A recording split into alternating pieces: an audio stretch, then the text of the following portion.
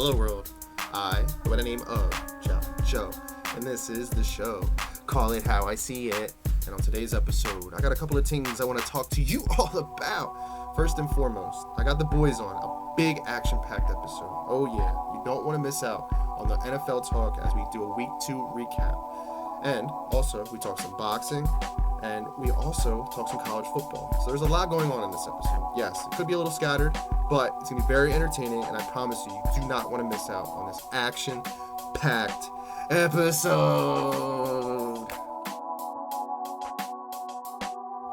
So, for this week's episode, I have a special thing to show you. And it's not just my suit and how I'm geared up. I got my boys, and I got the Deca-box. Yeah, that's right. I'm going to start getting my red zone on in here. That's right. I got Glenn Pratt, I got Vinny, and I got JC all in one. So we're going to test this Deca-box out. And how you guys doing? I'll start with you, Jay. How you doing, man? Hey, when Joffey calls, it's time to call it how I see it. Let's get it. How you doing, Vin? Considering after the game, I'm doing my best, brother. Yeah. How are you? I'm in the same boat as you. How you doing, Jay? Getting by.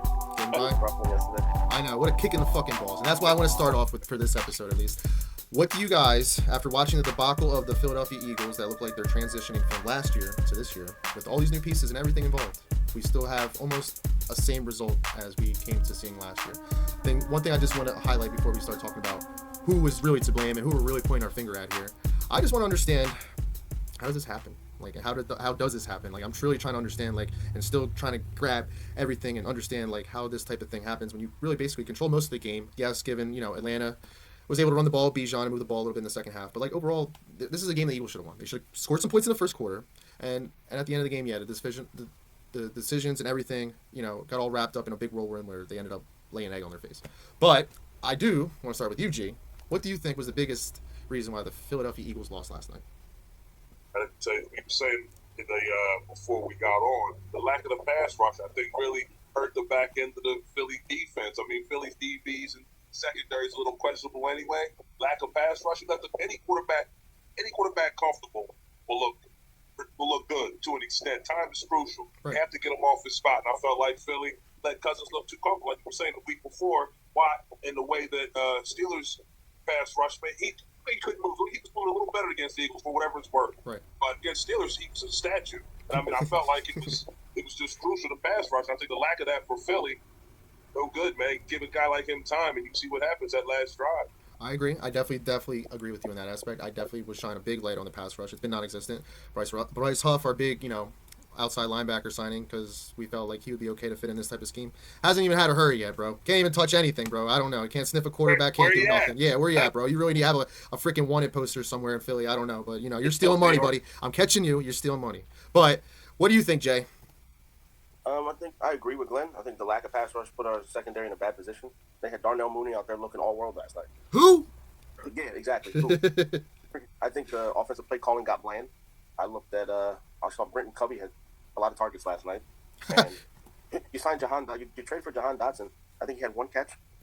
It just got too predictable. Too many screens, too many quarterback rushes. The play calling got really bland. Kellen Moore looked like Brian Johnson last night. That and on the defensive end, just too much zone, like you said. And that was pretty much it. No, I agree. I mean, those are definitely good points there and definitely contributed to why we lost this game. But now I want to hear your take, Vin. What do you think?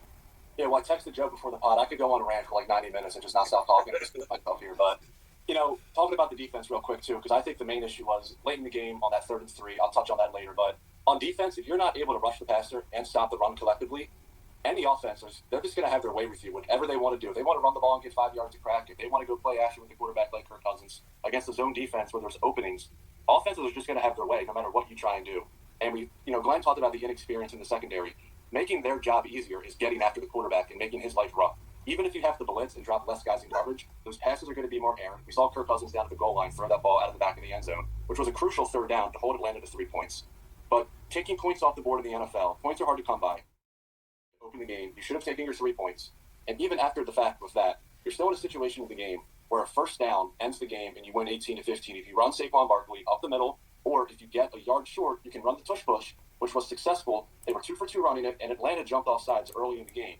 So even when they know it's coming, they get a little antsy, and they give you a free first down by jumping off sides. And I just felt like they got a little too cute down the stretch at the end of the game. looking at the scenario of if we throw the football and if this ball is incomplete, we're giving Atlanta 40 more seconds on offense. And if you mismanage the clock in the fourth quarter and you take points away from your own scoreboard to open the game and you collect those two together, it's going to be hard to win in the NFL, especially when the game was close as it was. It almost seemed like for the team that held the ball for almost 20 minutes in the second half, for the game to be that close was inexcusable.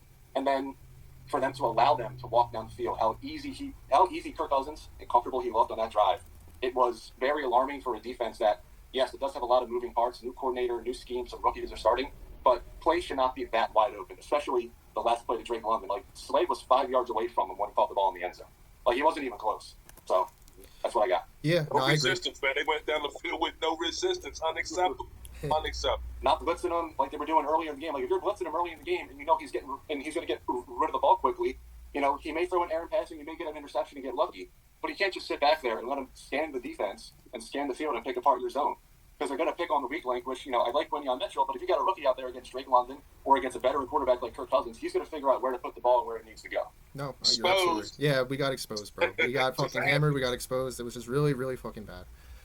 But all good points, guys. And I think we can all agree, most part, I think that the defense really is more of the blame here. And, you know, to see how things turned out in this situation here, you know, not very happy about it. But, I mean, this is where I kind of come in to say, and I just want to say, I think Vic Fangio's defense might be a little out of date. I think this whole zone coverage thing gets broken up. I mean, for most part, I mean, you're trying to run a prevent cover 2 defense 3 plays in a row, and you don't see it freaking working. So I don't understand why I don't know, that really didn't sit well with me at the end of the game watching that happen. I mean, like JC was bringing up, I mean, we watched Darnell Mooney at will run the flag route and just keep getting it because Kirk Cousins knew that spot was going to be open. So I just don't understand, like, I understand not giving up a big play, but they're not trying to get a big play. They're trying to move the ball down the field because they know Kirk Cousins isn't going to throw the ball down the field. So let's be realistic here. Like, you could have made some adjustments here, could have switched some things up, could have sent some more pressure possibly. Like, there's a lot of different outcomes you could have done here, Vic Fangio, and now this is why we are where we are.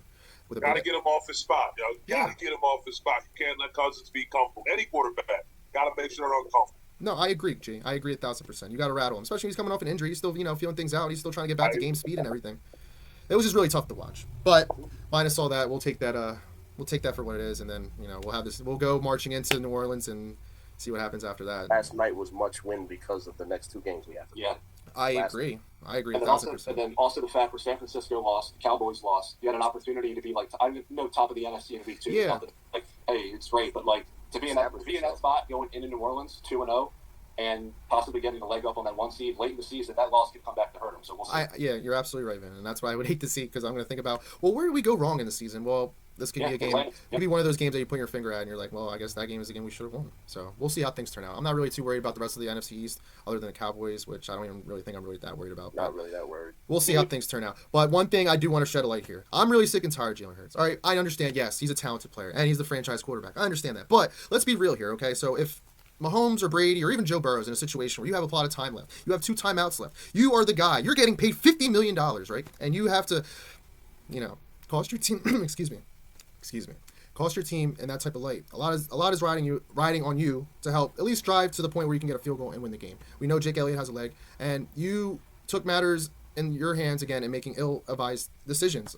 You threw into double coverage. You had Saquon in the flat, which would have looked good and probably would have gained you an extra 12, 15 yards, which would have put you in a better position. I'm really questioning Jalen Hurts' decision-making. It's really becoming frustrating to me as a fan because I want to see him succeed and bring out his potential. But being 2-9 in the last 11 games, I don't know what's happening with all these damn Alabama quarterbacks. But as I bring up Alabama quarterbacks, go ahead. He's been a little reckless with the rock. He's been too reckless, Jay. Yeah, last night he got ahead of himself. He could have definitely did a little bit more there. Going for it right there was a bad decision. Not good. Especially with timeouts on the board. Right. You're costing your team. You're costing your team. Mahomes, the great quarterbacks don't do this. They don't. And I'm trying to plead that this guy can actually be a great quarterback, but I'm really starting to doubt that. I really am. Well, it's a losing argument right now. In all fairness, in that scenario, like we said earlier in the first segment, if they just get the first down on that drive, they're not back on the field on offense for him to throw that pick. Very true. In fairness, that is true. And if you look at Joe Burrow, he's 0-2 this year. Right, for right now, but I mean also too, that was a game that they should have won. And plus, also on top of that, since he has, they've been, I think the last 5 seasons they've been 0-2, or at least 4 out of 5. I don't think Joe Burrow's injured. I think there's something wrong with his wrist. They kind of highlighted it in the last game, but I think there's something wrong with his wrist where he's not 100%, man. No, I can see that. And plus, their team's not 100%. The encouraging thing in terms of Jalen to me going into this season, a lot of people were wondering, did he lose his explosiveness as a runner going into this year? He looked pretty good. I mean, last time he had some big runs on first down, and I hate to be the one to repeat the same thing over and over because it does get repetitive and annoying. But all they had to do on 3rd and 3 was give the ball to Saquon. That's why you paid him to close games. Exactly. You closed the Packers with an 8-minute drive. Why can't you do it against Atlanta at home? And you're right down by the end zone. Make it make sense. It make sense, honestly, unless they have to be in Brazil to do that type of shit. I don't know. But I did want to bring light to another Alabama quarterback that is struggling and looked mentally defeated. I never seen a quarterback almost look like they're about to cry. But Bryce Young is that quarterback. And as we all know now, he is benched. They told him, get out of here. Go hold the clipboard. But I want to hear all your guys' takes about where Bryce Young is as a young quarterback, being a first-round pick, having a franchise almost mortgage all these draft capital for you to come in and be that guy and be the leader. But now we see where you are, and now you're actually almost in the category of really one of the worst overall busts of all time. But let's spin around the wheel here. How do you feel about that, G? Listen, man, Bryce Young, to me, he was a good college quarterback. For anyone to look at him and think that he was going to run your franchise, to me, you weren't just rolling the dice. You were trying to wish, pray, and hope something that just didn't, never, in my opinion, look to be the guy. Trying to make him your franchise quarterback. I mean, David Tepper, the guy who goes to Carolina, he blew this. This is one where Stroud was there. Stroud is shown, but what you could have had. Bryce Young's not a player. He can't play. I never thought he could play. Never. 5'10", 204. Not everybody can be Drew Brees. Drew Brees had a little something special. Right. Bryce Young was never special. No, he wasn't. I would never think he was going to be that. Come on, man. No, I agree, Jay. What do you think, Jay? I think Bryce Young benefited from the Alabama's great receiving room that he had while he was in college. Amen. I think that this is going to be C.J. Stroud is going to haunt that franchise for as long as they play. Yeah. And I don't know, Bryce Young, he's got Alabama quarterback syndrome. He'll come out good. Yeah, I mean, honestly, like the way they benefit from heavy running back play and great receivers with pro defense. Yeah. I mean, it's a formula to win in college, but in the NFL, when other things are, considerably a lot better around you, you need to make up. That's where you make up with your skills and your talent, and that's where this kid is not doing that. But like you said, Jay, like I don't know, like where did the notion of him becoming a great number one pick even come from? Honestly, like I don't know. Like it's really he's a backup. That's it. He is if that. I mean, I'm trying to be nice. I know you're trying to give him a wing here because like honestly, if your quarterback is hurt and you have him coming out there, I'm not really feeling confident about him winning the game, honestly. But but that's given all that. What do you think, Chens? I mean, I'll be a little nicer to him. I mean, when you invest a lot of draft capital into a quarterback, you need to first make sure the team around him is already built to an extent where he can be successful and walk into that building and be successful. When you trade DJ Moore to go up and get him, that's not going to help him at all. The year past, he got rid of Christian McCaffrey. And, the management and the upper management of that Panthers organization is a disaster. Yeah. The selling of the team to the new owner and the new GM was a total mess. And when you bring in a number one overall pick quarterback, and you need him to be successful right away, and there's nothing else around him, you may be asking him to do too much. If you look at the Bengals, when they drafted Joe Burrow, the next year they drafted Jamar Chase. Right. Those two picks changed their whole franchise for the next 10 or 15 years. Yeah. Previous to those two picks, they did not have a future. Right. So, and say what you want about him at Bama, having all the talent around him, that was the only team in college football that gave Georgia any kind of fits in those 2 years. And that's why a lot of teams fell in love with Bryce Young, and ultimately Carolina chose him over C.J. Stroud. Like you guys said, it's going to haunt them for a very long time. But unfortunately, they don't. Well, they do have a first-round pick this year. They don't have a second. We'll see if they want to take one of these quarterbacks that's coming out. But for them to bench him, they're probably just throwing in the white flag on him and just saying, thank you for trying, but we're going to move on to you, and we're just going to go to somebody else next year. Bring in the red rifle. He can't play. No, he can't. I know. I understand. I'm glad you were trying to be more nice. He can't play. We got to call it how we see it. That's right, G. That's right. He got Glenn on his Kenny Pickett rant right now. Come on, man. Yo, but they're in the same boat. They're in the same caliber of quarterback. They're just suffering. They only make like 5-yard out passes. I'm tired of watching this. This isn't good football. Just think about it, though. They replaced DJ Moore with Adam Thielen. Put it together now. I mean, hey, Thielen counted ball last year. You gotta give him a little bit. Yeah, but even for that though, you still got to see something. To me, I don't see it in Bryce Young. I don't see it. Like I said, Kenny Pickett. I understand you have all other kind of things going into what makes a guy successful, but you still got to see something. Show me something. I see nothing from Bryce Young. I saw nothing from people like Kenny Pickett. They can't play. Come on, man. Throw it the trash, right, G? Throw it the trash. That's what pisses me off about Caleb Williams. If they gave Justin Fields the same roster that they gave him, you don't know what you were going to get. Exactly, and that's not fair either. Because honestly, like this team right now is stacked, and this guy still isn't producing. But so yeah, I mean, overall, to where Caleb Williams is now, I mean, it's going to be a time, and we're going to wait and see what happens there. Unfortunately, freaking Zoom stepped in and cut our boy Glenn out. So we're sorry about the rest of the take here, but nonetheless, I did want to talk to you guys and figure out who you guys, after this week 2, find as the biggest surprise going on in the NFL right now. Sorry, you, Vin. Biggest surprise for week 2. I mean, maybe Glenn's Steelers. I know that they're two ugly wins, but for them to be 2-0 with the quarterback thing that they had going on, was it going to be Justin Fields? Was it going to be Russell Wilson? And then Russell Wilson's inactive for week 1, but somehow only Russell Wilson would have his uniform on as an inactive quarterback in the NFL. But for them to be 2-0 and for the rest of their division, I mean, you look at Baltimore's 0-2, since he's 0-2, they're a well-coached enough team to where they're going to play those two teams tough. Right. And if they can just kind of like hang around, they could win that division. The Browns aren't going anywhere. Nah. They can maybe win that division with like, I don't know how many wins it's going to take, but Mike Tomlin hasn't had a losing season. And so far he's 2-0, and he's on the right path. So Pittsburgh, I mean, just because Glenn's not here, I'll give my best Steelers take. But I mean, that was probably so far a big surprise to me, seeing them to start the season 2-0. Okay. What do you think, Jack? Well, the easy route would say go to the Saints because of how they started, Yeah, but man. I'm going to No go to way. the Ravens being 0-2. Yeah. Okay. With the addition of Derrick Henry, Yeah. with having Lamar Jackson back, you would think that they just keep on rolling. I But agree. now they've definitely lost pieces on the offensive line. Yeah. Which kind of sucks. But he still shouldn't be 0-2. I don't know what that was against the Raiders on Sunday. It wasn't good football. No, it wasn't. There was a lot of bad football this week. Very efficient. Right. Gardner could be very efficient against them. That wasn't good. No, it wasn't. It seemed like after, Max Crosby came in and poked his chest a little bit, it seemed like things worked out for Gardner Minshew. It was like a wake-up call for him. But, it worked out, and that's why Max Crosby is a good fucking player. And he's a good leader, a good Great captain. teammate. That's what you have to do. But, you just check your guy and say, I still believe in you, and that's, it worked out for them. They ended up winning the game. That was a good game. My biggest take, I was going to say the Saints, but I would have to probably go with Minnesota then now, just because they were able to take down the 49ers again. I don't know what Brian Flores has on on the Shanahan, but he, he just has his number, bro. From last year, them looking good, playing them at Minnesota on Monday night with Kirk Cousins and winning the game. And, winning the game with Sam Darnold this time, it was really good. I mean, that bomb that he threw, and, Sam Darnold was able to get his revenge the way he wanted to. So, kudos to him, and I guess Minnesota's a team to watch out for. I don't know, with that division in the North is really shaky right now, and I don't believe in Detroit. I do believe in them, I do, but I just don't think they are where they are last year. I think they're taking a step back. Green Bay with Jordan Love, and then Chicago. I mean, until Caleb Love figures things out, I don't see them really doing damage right now. But maybe we can keep an eye out on Minnesota. Kevin O'Connell's proven that he is a good coach. Somebody that actually works with what he's got and is actually getting the best out of it. That's a good coach. So. I mean, we'll see how things progress with them in the future, but I would say that's my biggest surprise. But like I said, guys, we all recognize it's only been 2 weeks. So, there's a lot of football left to be played. A lot of things can change. One team could be 2-0 and then up 2-4, so things can change. So we'll keep that in mind. But, I appreciate you guys coming on. We'll wrap up on that note.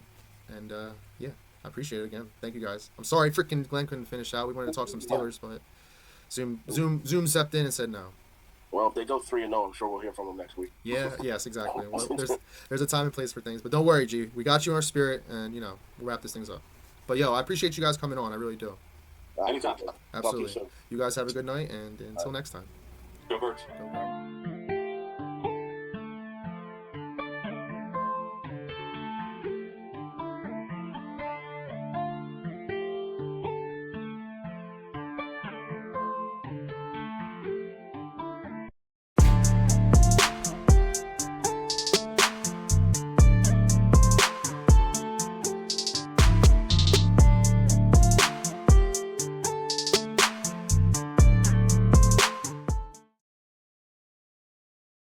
Here we go. I got another Deca-box going on with people that ain't supposed to be where they are. I'm talking about you, Carlitos. Where the fuck you at? But, here we go.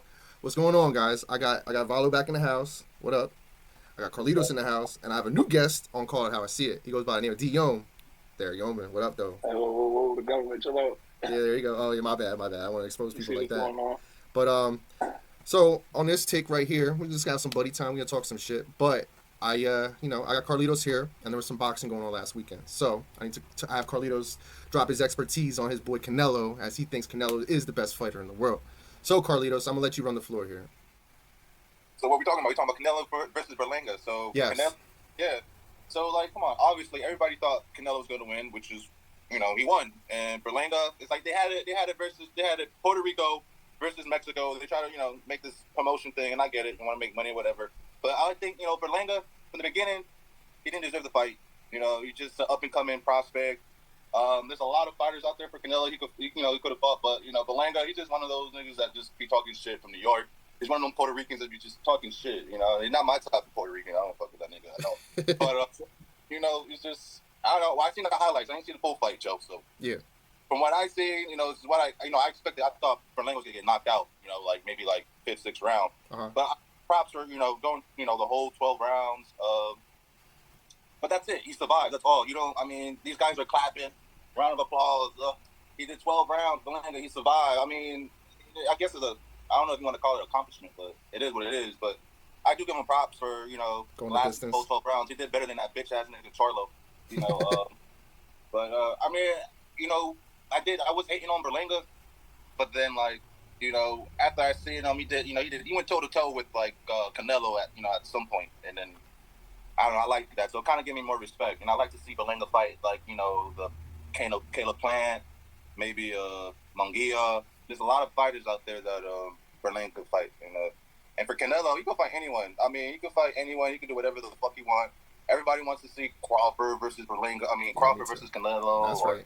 Canelo versus Benavidez. But, I mean, all I watch is boxing. You guys, I don't know what you guys watch, but I'm 100% boxing. I know what the fuck I'm talking about. And Crawford versus fucking Canelo is just like a fucking a Friday. What do you call it? A fight night round 4 matchup. It's just make believe. But I mean, it might happen. Just if the money's right. But Crawford should just fight fucking fighters in his weight level and fucking build his own legacy and fight the fighters in his weight class. I mean, I don't know why. It's obviously he wants to fight Canelo to get a payday. A lot of people fucking fighting Canelo is a lottery ticket. It's your whole life changes when you fight Canelo. So Crawford, he's just a lot of the fans, a lot of people that don't watch boxing, they just get sucked into the words of some of these fighters and they just believe it and they just run with it.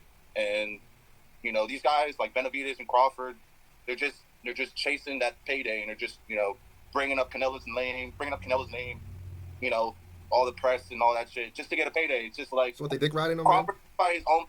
Let me just finish this. Crawford needs to fight his people in his weight class, and Benavidez can just his own legacy or whatever. Like I don't know. No, I hear you. I mean, hey, you dropped plenty right there. But I mean, Hold on. So you don't give Canelo no bad. It's not bad that he won't take the fight with Benavidez. No, because here we go. Answer something like that. I think from what I heard from the articles and all that shit, there were plenty of chances that Benavidez could have had fought, but he was saying that there was negotiations. There were never negotiations. It was just all talk. Benavidez is all talk. He's all talk. This nigga's all talk. It's not. I'd probably say it would happen, but if you think that Canelo's ducking Benavidez, no, it's not. He's not ducking Benavidez at all. I just feel like if it was in any other situation, when it's the mandatory, any other champion fights the mandatory in any weight class. Right. Yeah. Besides Canelo. And there is a man there. Yeah. Mandatory. Why didn't he? What's the point of why do they need to get negotiations perfectly if he's the mandatory? He relinquished his belts because he didn't fight him. Oh. Is that a valid excuse to lose your belts? So you think Canelo's ducking Benavidez? I mean, why give up your belts to not fight somebody if that's your mandatory? I'm not saying he can't beat him, but why not fight the mandatory? And on top of that, you're at the top level of the sport, and this guy is Mexican. Why don't you give him the opportunity?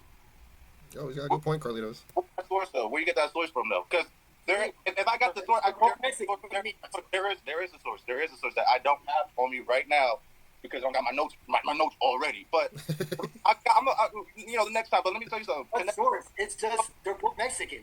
Listen. Canelo is not ducking Benavidez, and whatchamacallit, they're like no. I'm pretty sure there's negotiations. There were Okay, I'm not arguing with you that he's ducking him, right? I'm just asking you, why give up your belts to not fight this kid? Maybe he deserve it. Maybe because he doesn't deserve it. Maybe why doesn't he? The mandatory.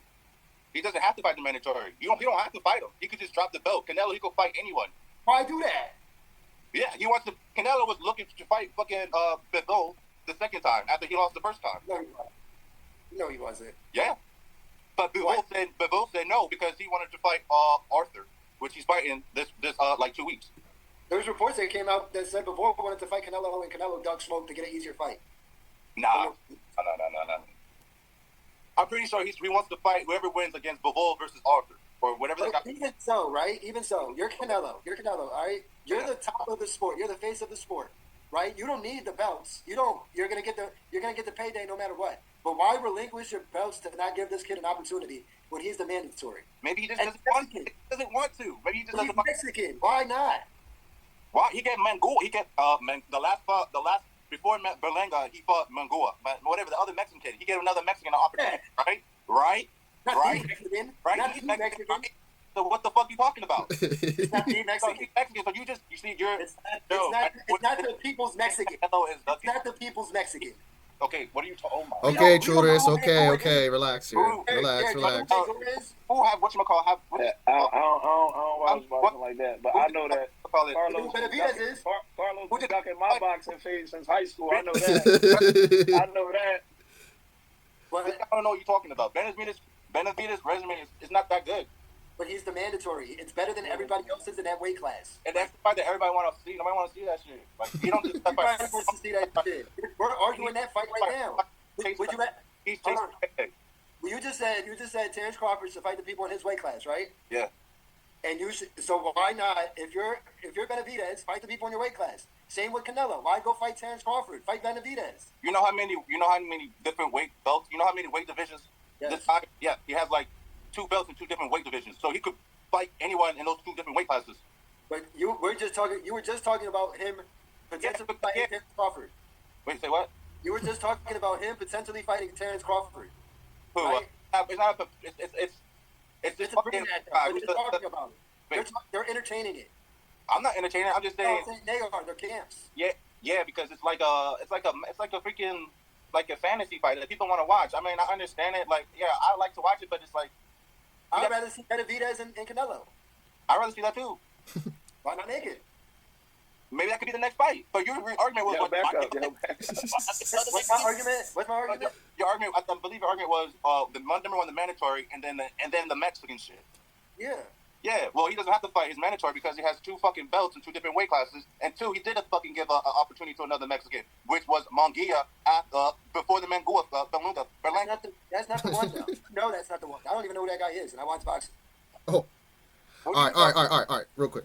I gotta switch things around here. Things are getting a little out of control, Carlitos. All right, I gotta switch things up here. All right. Yo, what the fuck? You're good, bro. Relax. But yo, real quick. On another note, I do want to talk some football, and I want to talk to Joe. I don't think you want to talk football, man. I do want to talk football with your Falcons gear over there. I see you, bro. I see you. It's got to be talked about. Yeah, I see you, Mr. ATL. You're lucky I lost my voice at the game. I'll be talking more shit. So I want to hear, Derk. Let me hear your experience at the Eagles game, bro. I want to hear your experience from the Eagles game. How was it, bro? It's fire, my nigga. Fire. Yeah, I mean, what did you think about the Falcons, though? Like, do you think they're like a legitimate squad that they can, make noise moving forward? Well, don't ask me no dumb shit like that, John. You know what the fuck? Come on, bro. You think you trust in Captain Kirk and everything, right? Kirk Chains. We going somewhere. Might not be the Super Bowl. I don't know about the Super Bowl, but we going somewhere. Kirk Chains. Okay. What do you think, Joe? They're going to Cancun. Cancun. Oh shit. Here we go. Yeah, that nigga saying right in Philly. Oh, not going to Cancun. They're not going nowhere. There's a lot to take in from this. I don't care what happens, nigga. I just know we beat y'all. That's all I'm worried about. Shut y'all bum ass niggas up. Yeah, yo, you got us. All right, you got us. You got us in this game. But All the time. I mean, I still think we got a good chance, Dirk. I think we're gonna be all right. I mean, I'm not the biggest believer in Jalen Hurts, especially in the crunch time of things and everything, playing like a fucking dumbass. Yo, bro, he is fucking stupid, bro. I'm tired of this guy, bro. He's trash. Getting paid $50 million for what, bro? I don't want to see it. Like Mahomes, Joe Burrow, and Tom Brady. I said this in my other take. They all win in that situation, especially when you have 2 timeouts. This guy, he makes bad decisions. I'm really tired of his bad decisions. He makes too much turnovers. I'm just really tired of it. What do you think, Joe? Honestly, he played, 2 things. I got 2 takes. I feel like you're talking about bad decisions. I think it's the coach. This game is on the coach. It was from the first drive. The first drive, I believe Saquon had 5 runs for 44 yards in the first drive. We get to the goal line. It's 3rd and 4. He throws an incompletion, and then they go for it on 4th and 4, and they throw the ball again, another incompletion. If you're comfortable with going for it on 4th and 4, why not give the ball to Saquon? Because we got dogs. And then if he doesn't get any yards, you're still comfortable enough to go for it. Shut the fuck up. You're comfortable enough to go. Go ahead, keep going. You're comfortable enough to go for it on 4th and 4. Right. So why not run it on 3rd and 4? 3rd and If you don't 3. get any yards, you're still comfortable enough to go for it on 4th and 4. So I feel from that, we didn't get any points. We lost by 2 points. We missed out on 3 on the opening possession of the game because we got all the way to the goal line and we stopped giving it to Saquon Barkley, and we started throwing the ball on 3rd and 4th. And the end of the game, same thing. We lost the game because he wants to throw the ball. I feel like this one's on coaching. I think it's on coaching. Esco walks y'all down. That's why y'all lost. I mean, that's on our defense too, though. I mean, like Vic Fangio and his like out of date cover 2 bullshit prevent defense. That shit, yo, bro. Kirk Cousins sliced that shit up. They ran the same fucking play 3 times, bro. That fucking flag route to fucking Darnell Mooney and shit. Darnell's a dog. Yo, he's not bad. He's not bad. They would have never been in that predicament if we got that. If we get that 3 on the first drive. Or if we don't throw 2 back-to-back throws on 3rd and 4th down, we lost by 2. We lost by 2. We left like 6 points on the goal line. It was bad play. Carlos don't even know what's going on. Carlitos, he see Carlitos, tell. Go ahead, Carlitos. Go ahead, Carlitos. Go ahead. When niggas speak, What happened? Another thing, Joe, you say Jalen Hurts sucks, right? Yes. He does. Right, let me tell you something, right? With the Jalen Hurts I seen yesterday, it's a completely different Jalen Hurts than I seen last year. Last year, you could tell he wasn't healthy. He wasn't running like he did last week. With the runs, you can tell he's healthy this week. So with that being said, I feel like this is the best version of Jalen Hurts possible because he's healthy. No way, bro. No way. He's still not good. That's what I'm saying. There's no excuse. He's healthy. Last year, you could see he wasn't healthy. He was very limited in the throwing game. This year, he's running great. He's running elite. They don't want to tackle that guy. He still can't hit the outside, though, bro. He's not fast enough to hit the outside runs. I'm tired of seeing these quarterback draws and shit. How many times did he run the ball on 3rd down? Udon was fucking him up. He had that 1 run, and he had another one on 4th down. What are you talking about? But, like, overall, though, Joe, he doesn't hit the outside, Joe. I'm really tired of seeing the RPO. I thought this shit was done, Joe. I really did. I'm tired of seeing that shit. He got me all tight and shit, bro. Compared to the way he ran last year, Jalen Hurts looks like a way better runner. I'm not saying he's good. I'm saying he's actually healthy. There's no excuse for him to be bad. No, you're right. He's getting paid $50 million. You're not supposed to be bad. Not a good. The turnovers. Like, this year, it's going to be his best version. Last year, he was not healthy. He was trash last year. But he wasn't healthy. This year, he is healthy, and he's still trash. But, like, all this talk around training camp, oh, he's not making mistakes, no interception. Bro, the first drive, bro, he threw an interception. Like, it's the same fucking guy, bro. These Alabama quarterbacks are ass, bro. I'm tired of talking about these guys, bro. They're all fucking ass. They are. Joe, in the last 11 games, he is 2-9. Like, this guy doesn't win, bro. He's not. He's not him. He's not him. If me and you know that, right? We know he's a bad red zone quarterback. Why? When we get to the red zone, the field shrinks. No, we get to the red zone through Saquon Barkley. Why not finish the drive with Saquon Barkley? That's on coaching. Because we got dogs in the fucking team. What you talking about? What you talking about? Give me the real analysis, please. I'm tired of hearing about dogs. Aurora wasn't playing. Name like 5 lucky you're not playing yet. Name a dog. That'd have been another dog in the paint. Carlitos. That's real quick, Carlitos, what did you think about the game, Carlitos? Coming in like it was their Monday after their weekend off and shit. Who, the Eagles? Both. It was Monday. What you talking about? I was saying, like, it was just like, I mean, like, the Eagles couldn't hold it down for 6 minutes. They were up. Yeah, exactly, bro. That's what I'm saying. Those type of games you need to win, bro. I don't know. That's on Jalen. Like, he didn't play great, but that was a winnable game.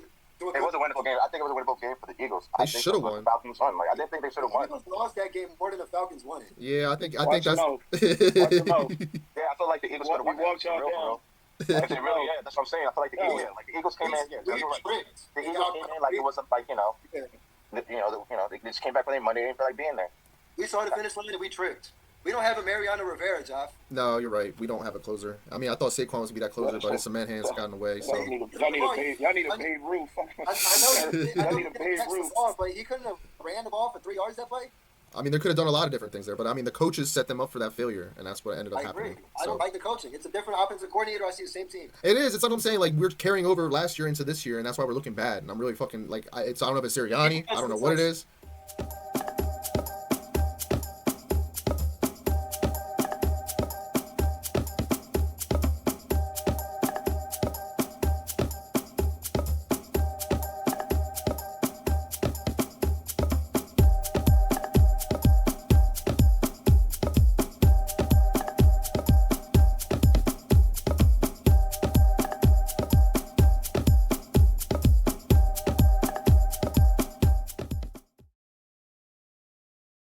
And here we are. Welcome back to the show, and I have to give a special welcome back to my good friend Brando. How are you doing, Brando? I'm all right. Doing good? Yes. Mm-hmm. How you doing, buddy? I'm doing good. I'm doing well. As you see me, I'm dressed up like I'm prime time. Yeah, that's Mm-hmm. right. The UCLA didn't jukes my jewels. I got them still on me. Oh yeah. But talking about a big jukes, I want to talk about the Colorado Buffaloes, as we have come to know in the last 2 years, starting this year, about this program and where it is. Yes, Deion Sanders has come in with an iron fist ruling, and he did have some early success with the program last year, winning 3 games, and then everything fell apart like a bad sandwich. Everything fell out the sandwich. So now we are here, new year, and yeah, they're 2-1 right now, losing to Nebraska in a very brutal way. Matt Rule getting his revenge game, deservedly so, with a very good quarterback in the making, I must say, in Dylan Raiola. But that's for another day. We're here to talk about the Colorado Buffaloes and what they are expected to do in this 2024 season. Like I said, they're 2-1. Week 1, they beat a North Dakota State team, which will probably produce another NFL quarterback that really doesn't deserve to be in the NFL. But that is where we are. And last week, they beat their good in-state rival, which shouldn't been, which shouldn't even been a game at first. But, they ended up, was able to pull away later on, and they beat Colorado State. And honestly, dude, I'm really tired of seeing that coach from Colorado State, Norvell, because, he's just a douchebag, honestly. But, mind you, we're here to talk about the Buffaloes. And first thing I want to talk about, Brando, what do you think so far about the Buffaloes in this season? And what do you even think they might end up as a record-wise, looking at their schedule and going down the line and where they might finish? Because some people think they might still make the college playoff, including their coach, but I don't see it. I want to know your take. Yeah, I mean, I think we nailed it on the head of, you play this North Dakota team that, yeah, they won championships, but at the end of the day, like, what are they really producing, right? And then not only that, but you barely beat them. Okay, and then you, walk around like you guys are hot shit for winning your first game. And I'm like, yeah, let's see how this goes when you go see this prodigy named Dylan Raiola, right? Like, legit prodigy. And guess what? The first time they got tested, and it was pretty sad. Yeah. Like, just all around, offense, defense, it was pathetic. Yes. And I'll be honest with you, Matt Ruley, whatever we could say, he's a pretty half-decent coach. Okay? Yes, collegiate-wise, yes. He puts good schemes together in certain scenarios, and he does well, and that's the reason why he's hung around and done what he's done, right? He builds good programs. But I'll get to the point of a question that you asked. I think they go 6-6. Okay, that's better. That's pretty not bad. So I have my notes here, and I have their schedule right in front of me, right? And here's the kicker for me when I look at their schedule. It's like, who got paid to put this schedule together? Yeah, the Big 12, right? They play at home against Baylor, Kansas State, Arizona, Utah, and Oklahoma State are all at home in their building, right? But those are all the good teams. The teams that they play away are Nebraska, Colorado State, Central Florida. They do play Arizona away. That's my bad. Right. But then Texas Tech away and Kansas. And it's like literally all the big dogs in the conference, they play at home. And it's like, again, you guys are going to get smacked in the mouth in front of your home squad. Like, what? I know they're building a program. He's 2 years in, but like, what happens to him when Shador and Travis leave? Like, is he going to get exposed? Exactly. Like, what is going to happen? Exactly. Because if these two were that good and they're holding the program up the way they're holding up, and if they don't produce on the field and they lose, it just proves that, like, it's a big thing.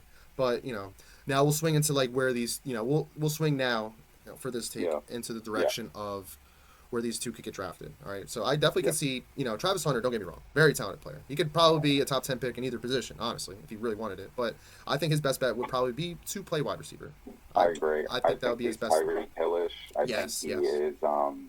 I think he's an X factor, and I think that if the weight is lifted from him of the responsibility of having to keep track of 2 playbooks, and he gets to hone very good point on the route tree, right, and the skills of just catch the football, dude. Everything. You already catch everything. Yeah. Now there's no doubt you drop anything. You're absolutely right. Travis Hunter is the real deal, especially with his skill set already. But if he tools it and polishes it up, he'll be a freaking weapon, honestly. A total weapon. Yes, I agree.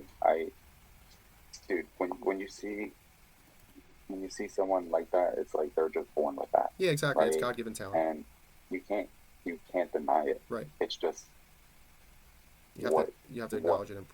The one thing I do like what Deion did with Travis is allowing him to like live in his home, to be able to like build a family around him, and like try to give him the best. I will say that is one of Deion's things, is like his family building and stuff. I think that's a good sell point, right? Right. And I think that's what's going to benefit Travis the best. But I can't imagine that if Travis went to Ohio State or to Alabama or to Texas, that he would just he would just be on a different level. Yeah. Because iron sharpens iron. Right. And if you're the best player on a bad team, doesn't really say much. It doesn't say much. So you get recognized, but it's not saying much. Like, and again, like, I need to see this kid play against Ohio State. Like, when they go into a couple of these games, right? Like, they're going to play Utah at home, and they're going to play Oklahoma State at home, right? There is no excuse in game 10 and game 12 to not be firing on all cylinders. Right. Right? So if they walk into that game and they're healthy and they get mollywopped, right? And Travis Hunter has like under 70 yards and Shador thirds for about fucking 80. Yeah. Like, it's just like, for me, it's like, can they compete at the high level? Even if they get an offensive line, even if they get a good quarterback, even like, can they compete? Like, you still haven't been able to see it because now they're going against NFL grade competition that they're going to see every Sunday. Right. I mean, you know what I mean? You can look good at a combine and everything, but at the end of the day, it's really about what you do on the field. You know? But yeah, overall, that is where we are with, Colorado. Yeah. And, we'll keep an eye on them and see how things progress over time. Always. But, B, I appreciate you coming on and calling things as you see them. And, it's always a pleasure, man. Yes, absolutely. Of course. All right, Joe. All right. Until next time, B. Yes. Be All right, easy. peace. Be safe. Peace.